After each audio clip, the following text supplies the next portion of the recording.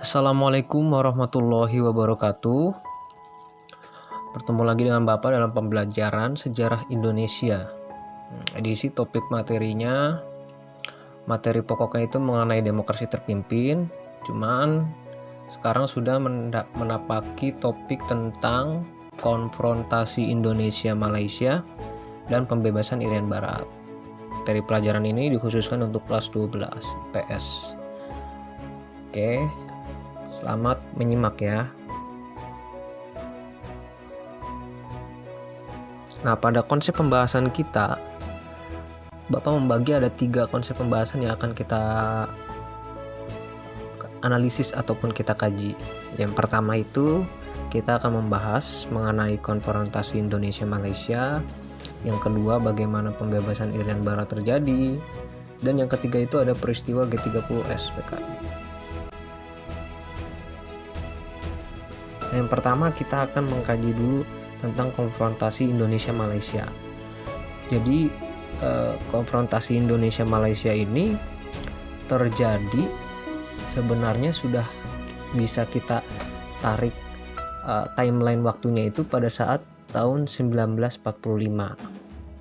Jadi kebetulan Presiden Soekarno saat itu saat menghadap ke Perdana Menteri Koiso di Dalat pada masa pendudukan Jepang, itu tuh sedang ada penyerahan mandat.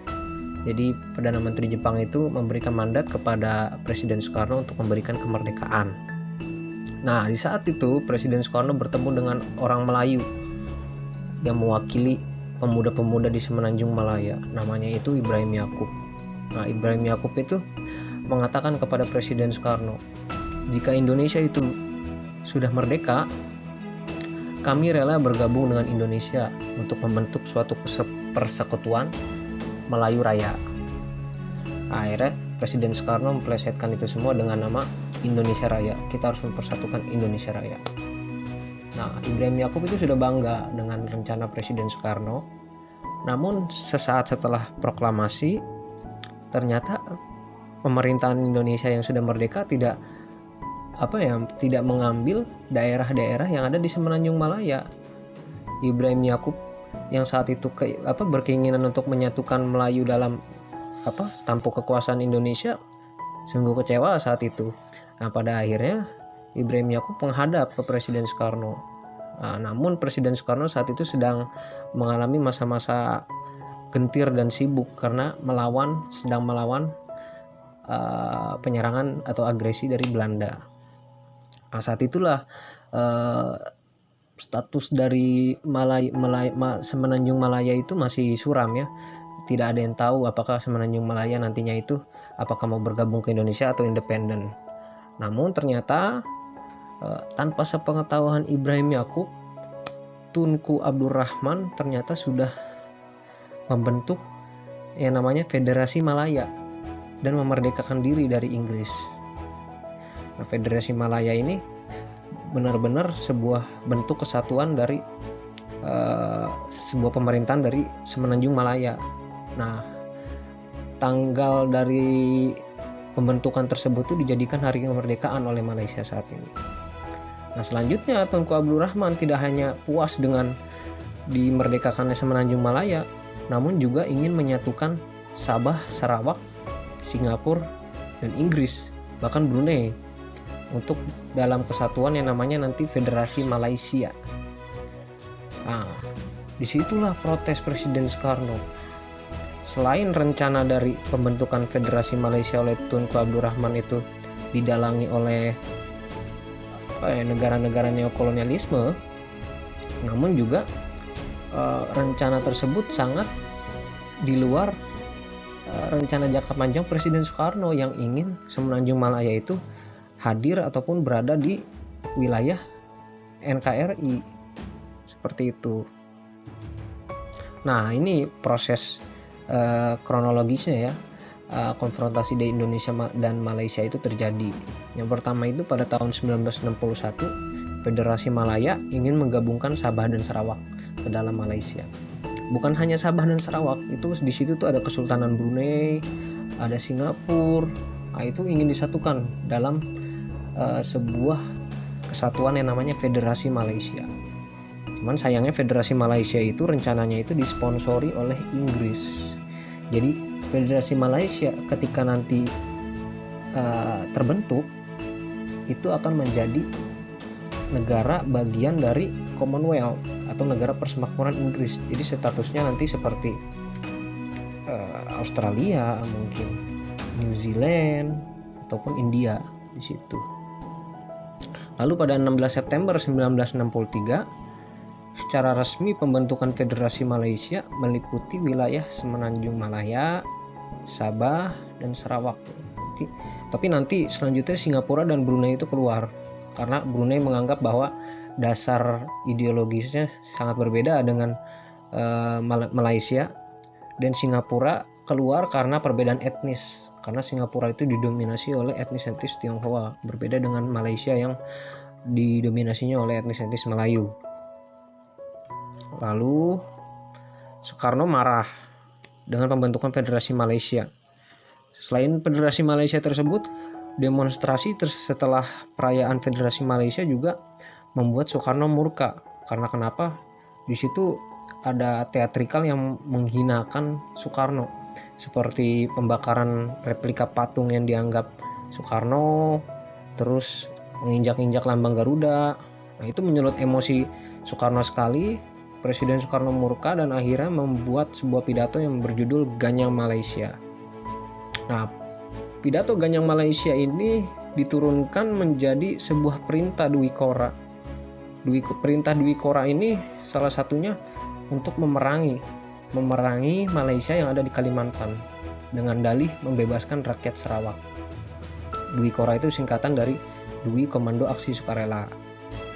Nah, Presiden Soekarno itu mengobarkan dan sudah melegitimasi bahwa Indonesia akan selalu bermusuhan dengan Malaysia. Nah, pada 1964 itu terjadi peperangan di Kalimantan. Sampai puncaknya Indonesia keluar dari PBB dikarenakan Malaysia dijadikan anggota tidak tetap PBB 1965.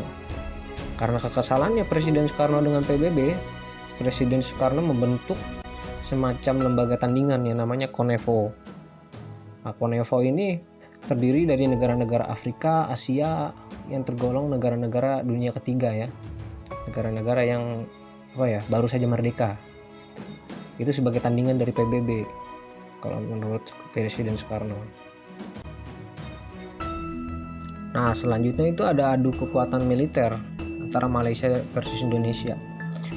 Lokasi perangnya itu ada di Kalimantan.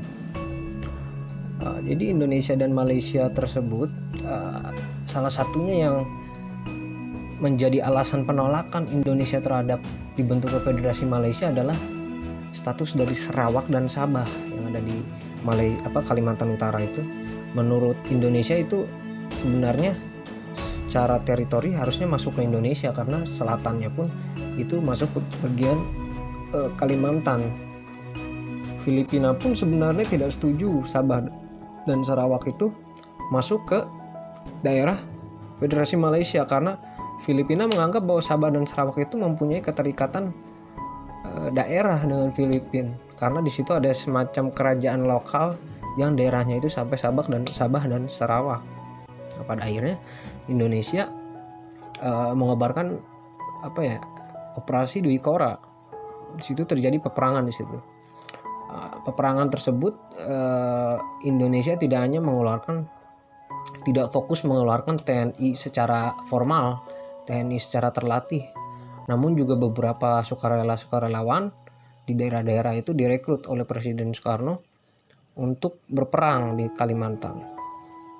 Cuman bisa dibilang secara statistis kalau bisa lihat di slide-nya, korban jiwa itu lebih banyak dari kita. Karena memang persenjataan kita kurang dan tenaga militernya juga kurang kita. Karena lawan kita Indonesia itu bukan hanya Malaysia, tapi Inggris dan Australia pun membantu dengan pasukan pasukan khususnya namanya SAS, Special Air Service, itu sudah handal untuk berperang apalagi dalam sistem gerilya di hutan tropis Kalimantan itu.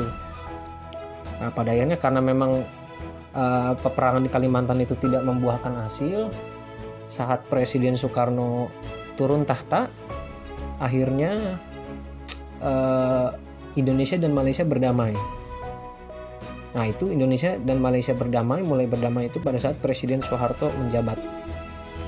Pada saat itulah Federasi Malaysia resmi merdeka dan Sarawak dan Sabah resmi menjadi daerah Malaysia. Nah, lalu ada pembebasan Irian Barat. Nah, dalam pembahasan ini kita harus bisa mengkaji ataupun melihat bahwa dampak yang mengakibatkan Irian Barat bisa bebas itu bukan hanya pada tahun-tahun 1950-1960-an, tapi 1945 pun kita bisa tarik kesimpulannya. Nah, pada tahun 1945 itu sebenarnya Indonesia mengklaim bahwa kedaulatan NKRI itu otomatis harus kedaulatan Belanda yang sebelumnya. Jadi daerah Nusantara yang pernah dijajah sama Belanda itu milik Indonesia, seperti itu. Dan Papua termasuk ke dalam cangkupan tersebut. Papua itu kan bekas ininya Belanda juga. Namun Papua itu statusnya pada tahun 1945 itu belum jelas terlihat bahwa Papua itu memang daerah kita. Sampai akhirnya pada tahun 1949 pada KMB itu lagi-lagi Papua masih ditangguhkan daerahnya karena Belanda masih meragukan apakah Papua harus dilepaskan ke Indonesia atau tidak, seperti itu. Nah, pada 1958 ternyata Belanda ingin mempersiapkan kemerdekaan Papua. Melihat hal itu Indonesia menolak ya, karena merasa bahwa Papua yang merdeka ibaratkan kambing tersesat. Mungkin nanti akan dipengaruhi oleh blok-blok timur ataupun blok barat. Akhirnya Indonesia dengan sigap langsung membentuk Provinsi Irian Barat tanpa adanya persetujuan ataupun kejelasan mengenai status Papua itu sendiri. Nah, jadi Irian Barat itu nama provinsi yang dibuat oleh Indonesia. Kalau daerah aslinya itu namanya Papua. Nah, sebenarnya arti kata Irian pun bisa diartikan sebagai akronim. Selain diartikan dalam bahasa Biak itu sebagai sinar ataupun pembebasan, Irian pun diartikan akronim sebagai singkatan dari Ikut Republik Indonesia Anti Neokolim, seperti itu. Aslinya mah daerahnya Papua Barat, cuman baru diakuisisi oleh Indonesia setelah Indonesia menginginkan daerah Papua tersebut gitu. Nah, akhirnya Indonesia yang sudah kesal dengan ketidakjelasan Belanda akhirnya ingin merebut langsung daerah Papua. Cara merebut daerah Papua tersebut yang pertama itu dengan menasionalisasi perusahaan-perusahaan Belanda yang masih ada di Indonesia. Nah, hal itu mengancam keinginan Belanda untuk memerdekakan Papua. Nah, selain itu Indonesia pun membentuk yang namanya Operasi Mandala atau Perintah Trikora ya. Nah, di situ ada kerjasama dari TNI Angkatan Udara, Angkatan Laut, dan Angkatan Darat. Ini sangat berbeda sekali kalau dibandingkan dengan Operasi Dwi Kora, karena Dwi Kora itu didominasi oleh sukarelawan. Kalau Operasi Trikora ini yang ke Papua itu didominasi oleh TNI yang sudah terlatih. Otomatis memang operasi ini bisa dibilang berhasil, seperti sabotase, mengirimkan informasi, dan lain-lain. Namun keberhasilan Indonesia untuk membebaskan ataupun mendapatkan Irian Barat itu terjadi saat adanya bantuan dari PBB dan Amerika Serikat. Jadi nanti Amerika Serikat menuntut PBB dan Belanda untuk memberikan Papua langsung ke daerah Indonesia. Kenapa Amerika Serikat berpikiran seperti itu? Saat itu kan Amerika Serikat itu dijabat oleh John F. Kennedy. Nah, John F. Kennedy itu sangat dekat juga sama Presiden Soekarno dan sangat khawatir jika Papua ini tidak diberikan kepada Indonesia, nanti suatu saat Presiden Soekarno akan memilih ke blok timur, karena memang bisa dibilang Indonesia itu saat itu potensial untuk diperebutkan antara blok timur dan blok barat. Pada akhirnya Amerika Serikat mendorong Belanda untuk menyerahkan Papua. Akhirnya PBB mengutuskan seorang diplomat yang namanya Ellsworth Bunker untuk menyelesaikan sengketa Papua pada tahun 1961. Akhirnya Belanda resmi menyerahkan Papua ke Indonesia pada perjanjian New York 15 Agustus 1962. Itu baru penyerahannya. Nah, masyarakatnya mulai menerima secara resmi bahwa mereka itu berada di daerah Indonesia itu pada 1969. Itu saat pemerintahan Presiden Soekarno dengan mengadakan yang namanya PPRA. Jadi perhitungan pendapat rakyat, mirip referendum. Nah, di situ di polling ternyata banyak rakyat Indonesia yang menginginkan rakyat Papua yang menginginkan bergabung dengan Indonesia. Nah, selanjutnya ada gerakan 30 September. Nah, kalau tragedi ataupun kejadian ini tuh benar-benar sudah fenomenal ya di kalangan kita. Mungkin setiap bulan September ataupun 30 September di TV, di media itu sangat heboh dengan pembahasan ini. Siapa pelakunya, siapa dalangnya, siapa yang harus disalahkan, itu selalu menjadi pembahasan dan diskursus setiap masyarakat ya. Mungkin adik-adik sekalian juga sudah tahu dan sudah mengenal tentang gerakan ini, cuman Bapak ingin menjelaskan secara poin pentingnya saja yang harus kita tangkap dari kejadian ini.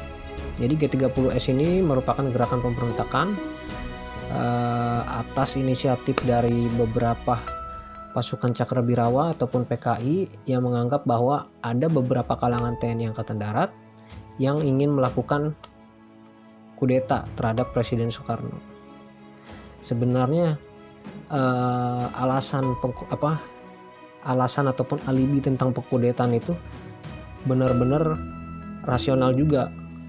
Kalau kita bandingkan tahun-tahun 1965 itu merupakan tahun-tahun perang dingin, perang antara Amerika Serikat melawan Uni Soviet, perang antara ideologi liberalisme melawan ideologi komunisme.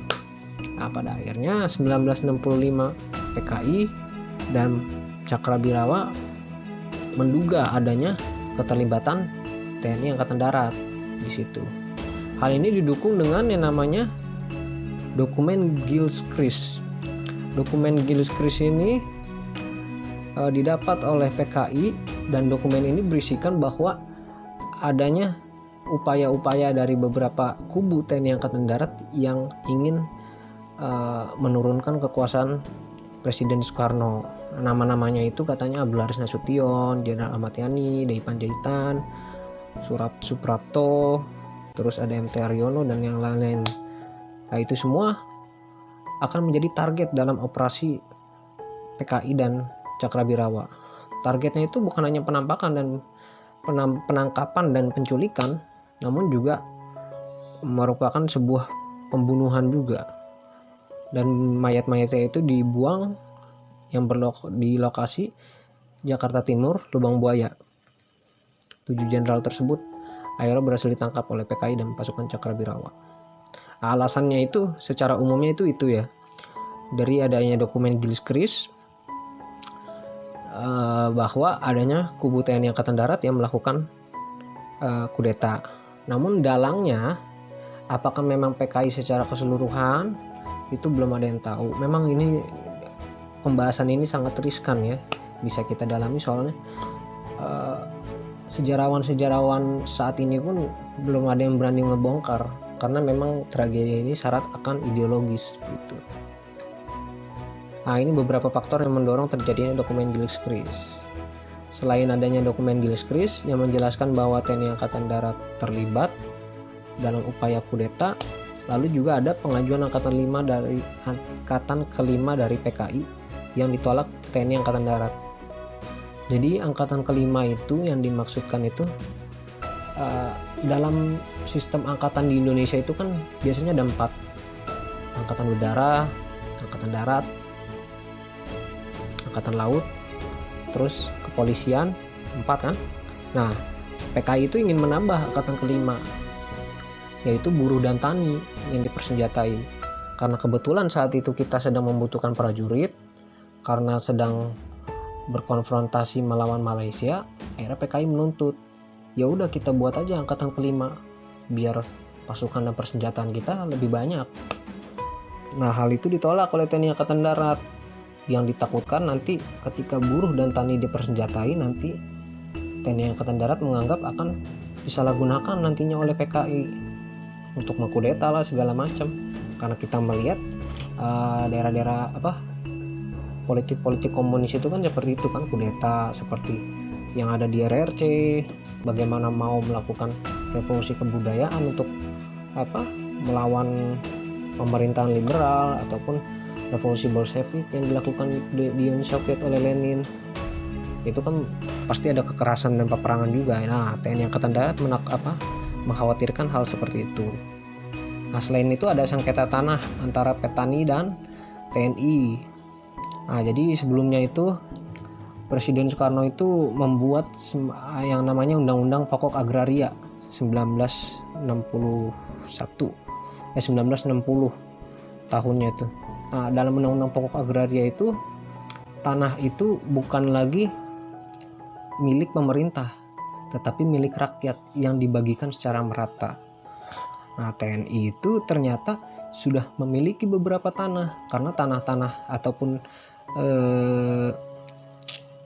perusahaan-perusahaan itu memang sudah diberikan oleh Presiden Soekarno ke TNI agar TNI mampu mengelola, karena rakyat-rakyat biasa belum ada yang bisa mengelola.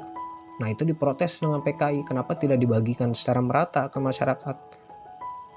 Nah, pada akhirnya terjadilah sengketa tanah seperti peristiwa Bandar Betsi, terus ada peristiwa yang di Klaten itu pokoknya peristiwa-peristiwa yang terjadi clashing antara buruh, tani, dan TNI di situ.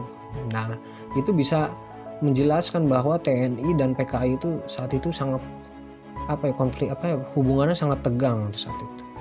Lalu ada konfrontasi Malaysia yang tadi dijelaskan. Karena adanya konfrontasi Indonesia-Malaysia, PKI mengajukan angkatan kelima dan ditolak oleh TNI Angkatan Darat, dan PKI merasakan kekesalannya kepada TNI Angkatan Darat. Isu sakitnya Bung Karno, Presiden Soekarno, yang mungkin dimanfaatkan oleh DN Aidit beserta gerombolannya untuk melakukan kudeta, dan adanya ikut campurnya CIA. Nah, yang dimaksud ikut campurnya CIA itu adanya dorongan dari ini tuh kok masuknya itu konspirasi sebenarnya. Jadi Presiden Soeharto itu mendorong Komandan Cakrabirawa yang namanya Letkol Untung untuk melakukan kudeta ataupun menculikan 7 jenderal yang akan melakukan kudeta dengan ke Presiden Soekarno. Nah, Soeharto itu sebenarnya membingungkan juga kenapa dari petinggi-petinggi jenderal tersebut, kenapa Presiden Soeharto itu tidak dimasukkan ke dalam targetnya. Nah, ada konspirasi yang mengatakan seperti itu, bahwa Presiden Soeharto diutus oleh CIA untuk mensabotase Letkol Untung untuk melakukan yang namanya pemberontakan semacam ini, G30S. Cuman nggak ada yang tahu. Ini Bapak menjelaskan seperti ini karena ini bentuknya masih konspirasi gitu. Nah, karena adanya G30S tersebut, 7 jenderal yang dimasukkan ke lubang dan dibunuh, akhirnya masyarakat dan beberapa kalangan tersulut emosinya dan menuntut yang namanya Tritura. Yang pertama itu ada pembubaran PKI dan ormas-ormasnya ya. Yang kedua itu perombakan kabinet Dwikora. Yang ketiga itu turunkan harga pangan.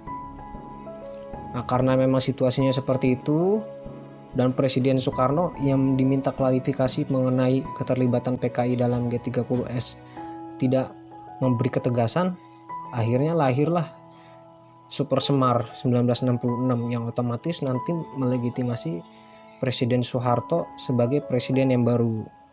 Seperti itu. Nah, mungkin ini yang bisa Bapak sampaikan. Terima kasih atas atensinya dan perhatiannya. Semoga kita semua bisa sehat selalu dan masih antusias dalam belajar sejarah.